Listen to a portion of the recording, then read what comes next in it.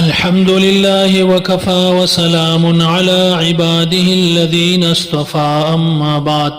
فأعوذ بالله من الشيطان الرجيم بسم الله الرحمن الرحيم عن سلمان قال خطبنا رسول الله صلى الله عليه وسلم في آخر يوم من شعبان فقال يا أيها الناس قد أظلكم شهر عظيم مبارك شهر فيه ليلة خير من 1000 شهر شهر جعل الله صيامه فريضة وقيام ليلة تطوعا من تقرب فيه بخصلة كان كمن أدى فريضة فيما سواه ومن أدى فريضة فيه كما كان كمن أدى 70 فريضة فيما سواه إلى آخره.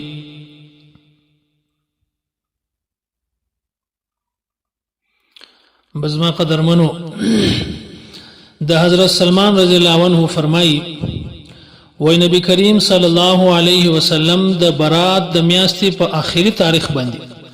مشتوی نصیحت وکي واعظ رته وکي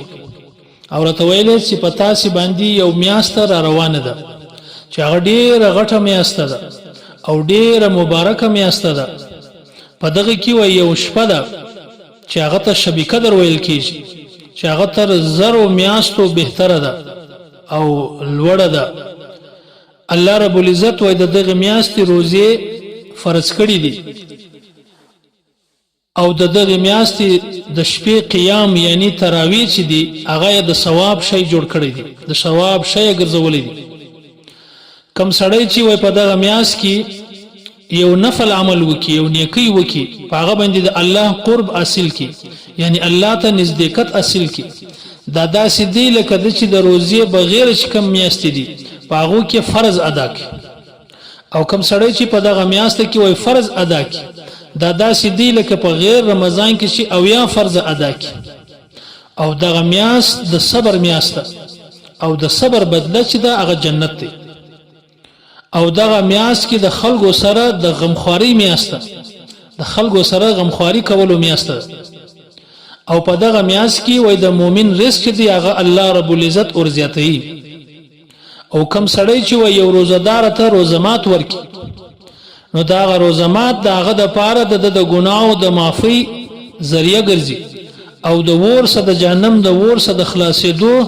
سبب ګرځي او دا روزدار ته چې کم ثواب الله رب العزت په دغه روزه باندې ورکي نو د هغه مکمل ثواب دغه چا چې روزه ور ماته کړی دا چا چې روزمات ور کړی دی هغه ته مکمل دغه ثواب ملوي او د هغه روزدار په ثواب کې اس کمیم ناراضي هغه ته الله ثواب ورکي او دتم الله رب العزت ثواب ورکي. صحابه رضی الله عنهم مجمعین د نبی علیہ السلام څخه عرض وکي چې اے د الله رسوله په مشکل خو هر سړی دومره طاقت نه لري چې یو سړی ته روزمات ورکي. نو نبی علیہ السلام ورته ویل چې دا په ډک نصر ضروری نه دی ثواب خو الله رب العزت وای په یو خرما باندې چې یو چاته په روزمات باندې یو خرما ورکي یا یو غړپ اوبه ورکي یا یو غړپ شلومبې ورکي په دغه باندې الله رب العزت تاسو ثواب درکې داغه د مکمل روزمات ثواب درکې. او دا داسې میاشت ده چې دغه حواله الله سورج چې دی حواله ایسه چې دا هغه رحمت وي الله په دې کې رحمت کوي په خلکو باندې او دویمه ایسه چې دا یعنی د یو لسمې روزې سره تر شلمه پوری دا بیا د مغفرت ده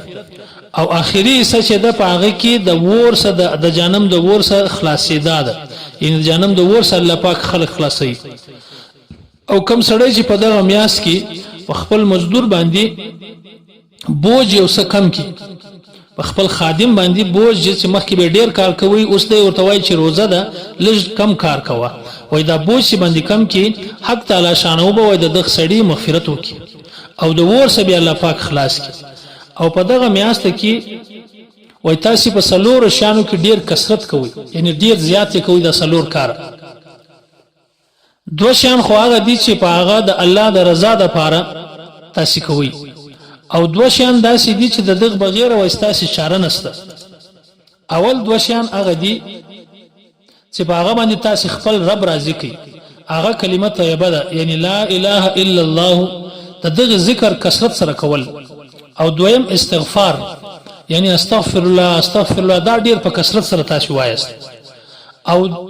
دویم دو شیان چې کوم دي، انو دو شیان هغه د دې چې تاسو وای په دغه میاس کې د جنت طلب کوي. جنت د الله رب العزت څخه په دعا کې غواړي، بار بار جنت غواړي د الله چې الله ماته جنت را نصیب کړي. او دویم دغه شی په کثرت سره وایست د جهنم څخه پناه غواړي، د ور څخه د جهنم د ور څخه وای تاسو پناه غواړي. او کم سړی چې وای یو روزدار ته او به صرف ورکی،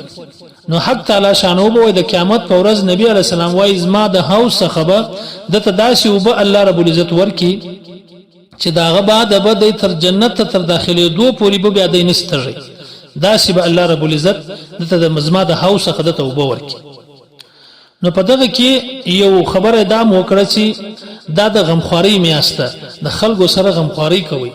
ان د خلکو سره غمخواري دا معنا چې تر وزمات ته لس قسم شیان راوړي، نو په هغه کې دا وکړي چې دوه درې قسم شیان چې د ستاسو کم امسایه غریب امسایه ده هغه ته مرواسطو داغه بچیان هم په دې باندې ډیر خوشاله سي، دا غو روزمات هم شایسته سي او دا غو د روزمات روزي مکمل ثواب هم ته ملاو سي او نوري دعا هم درته وکي او داغه بچیان هم شپه خوشحالي باندې او داغه کور خلک چې دی هغه هم په خوشحالي باندې روزمات وکي، نو د زړه به ته دعا یوسي. او بل په دغه کې په دغه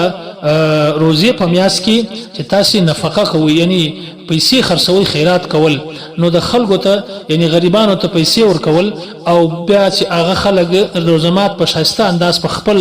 یعنی خپل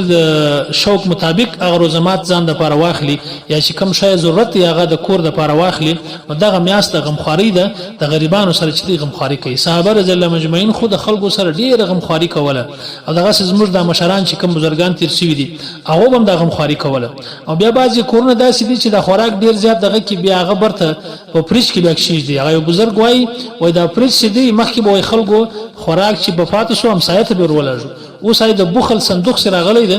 دغه د بوخل صندوق کې برته کشیش دی بیا تر سبا پورې بیا په انتظار باندې بیا هغه رخلی. نو تاسو کوم شی پاتې سي د بوخل په صندوق کې وای مکشیش دی بس دا خپل همسایه غریبان چې کوم دي هغه ته باید تاسو هغه تقسیم کړئ. والسلام.